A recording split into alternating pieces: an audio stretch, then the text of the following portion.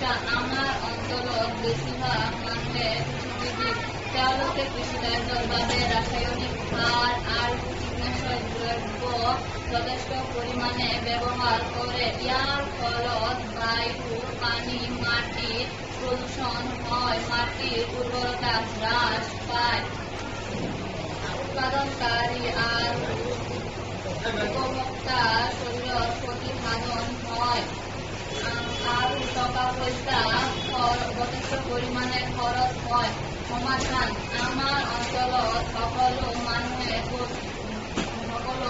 পশুপালন কৰে, যেনে গৰু, ম'হ, ছাগলী, ভেড়া, হাঁহ, কুকুৰা আদি পশু পৰিমাণে জৈৱিক সাৰ। ইয়াৰ উপৰি আমাৰ অঞ্চলত মাহ জাতীয় উদ্ভিদ, সৰিয়হ, তিল উৎপাদন কৰা হয়। সেইসকলৰ কৃষিৰ উত্তম জৈৱিক সাৰ। শণ জাতীয় উদ্ভিদৰ উত্তম জৈৱিক সাৰ। এইবোৰ কম খৰচতে উৎপাদন কৰি আমি শাক-পাচলিত ব্যৱহাৰ কৰি শাক-পাচলিৰ উৎপাদন বৃদ্ধি কৰিব পাৰি। আমাৰ অঞ্চলত সকলোৰে ঘৰত চুলা আছে আৰু সেই চুলাৰ ছাই পৰা দ্ৰব্য ব্যৱহাৰ কৰা হয়।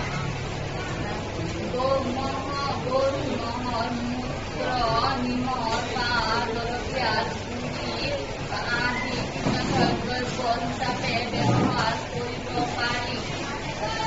এইবোৰ ব্যৱহাৰ জৈৱিক পদ্ধতিৰে শাক-পাচলিত ব্যৱহাৰ কৰিব পাৰি। এইবোৰ ব্যৱহাৰ কৰিলে আমাৰ শৰীৰৰ ক্ষতি সাধন নহ'ব আৰু কম টকা পইচা খৰচ হ'ব। এইবোৰ আমি পেকেটিং কৰি মাৰ্কেটত বিক্ৰী কৰিব পাৰি আৰু সেইবোৰ শাক-পাচলি বজাৰত বেছি দামেৰে বিক্ৰী কৰি উপাৰ্জন কৰিব পাৰি।